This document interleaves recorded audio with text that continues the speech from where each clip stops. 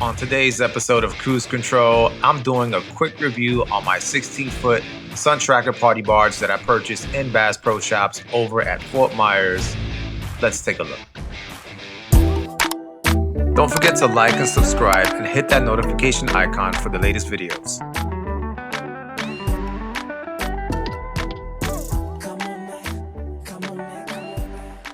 So unfortunately, I wasn't able to capture the full purchase and pickup of my Suntracker 16-foot party barge. However, I was able to manage a quick little clip of one of the pontoon boats that was in Bass Pro.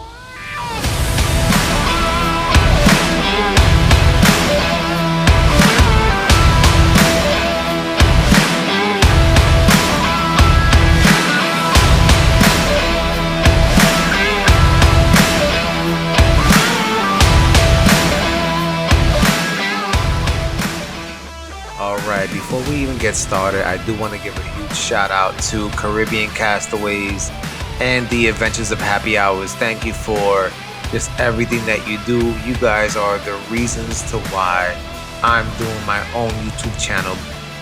Now, without further ado, sit back, relax, and enjoy the video.